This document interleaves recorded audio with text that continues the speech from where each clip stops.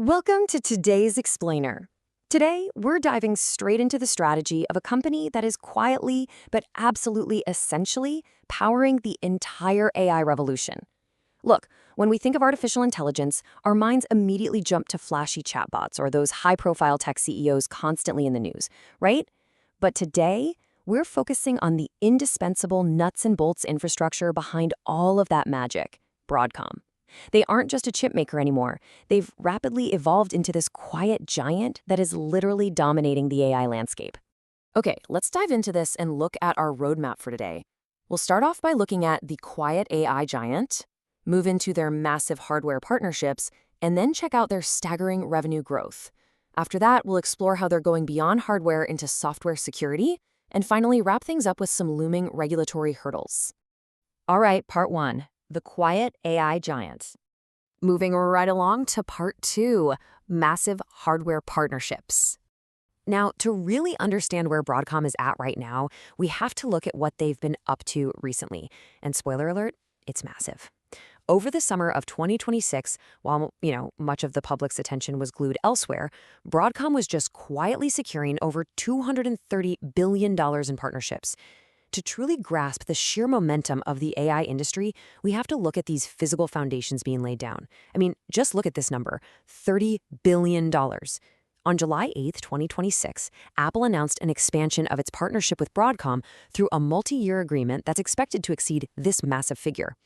This deal runs all the way through 2031, and it actually marks Apple's largest U.S. manufacturing commitment to date.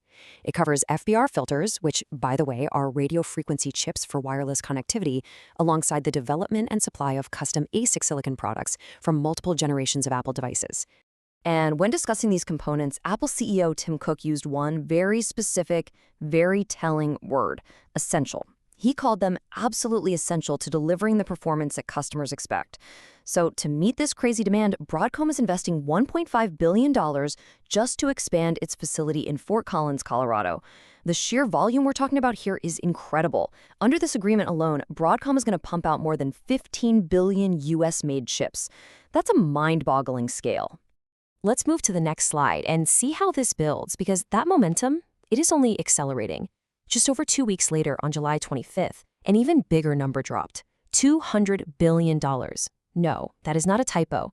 Broadcom and Samsung Electronics signed a memorandum of understanding to dramatically expand their collaboration across memory chips, contract chipmaking, and advanced packaging.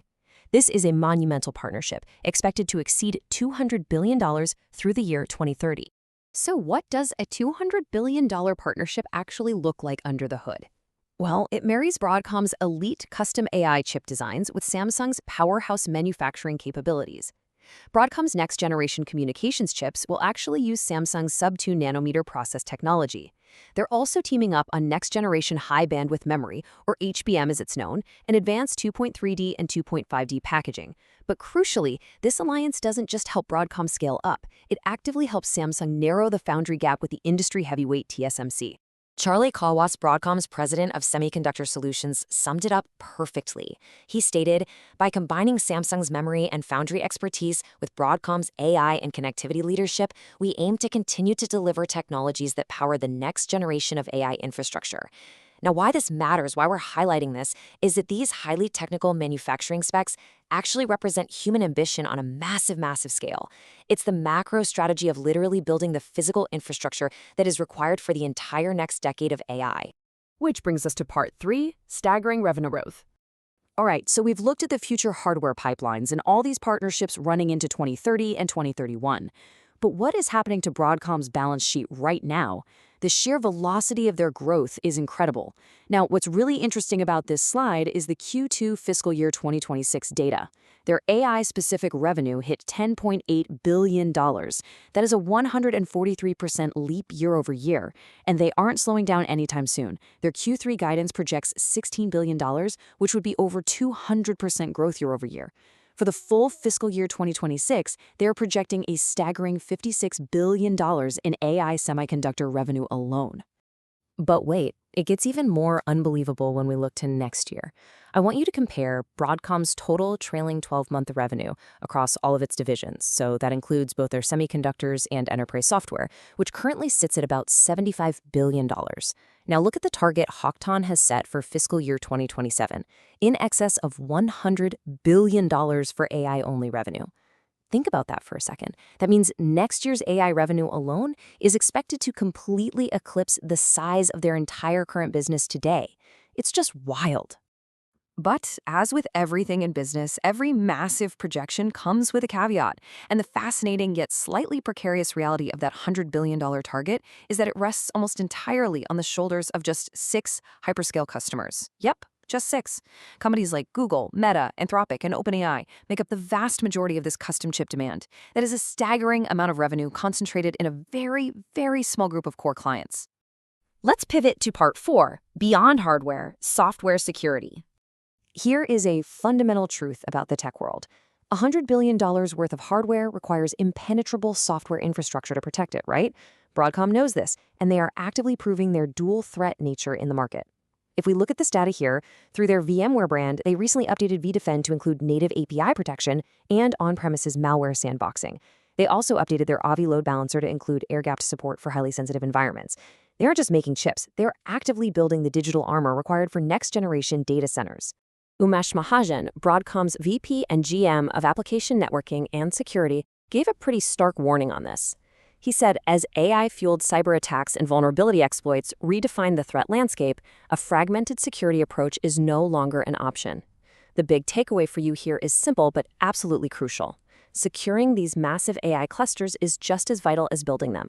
You literally can't have one without the other. To further that security goal, on August 4th, Broadcom stepped up as a founding member of the Open Secure AI Alliance. They joined forces with heavyweights like NVIDIA, Cisco, Microsoft, and HPE, growing the alliance to 74 total organizations. And honestly, this collaborative defense strategy makes perfect sense when you remember Broadcom's open source pedigree. I mean, they've been top contributors to Kubernetes for a decade now, and they're the stewards of massive projects like Spring and RabbitMQ, so they really are a true software security titan in their own right. Finally, we arrive at part 5, looming regulatory hurdles.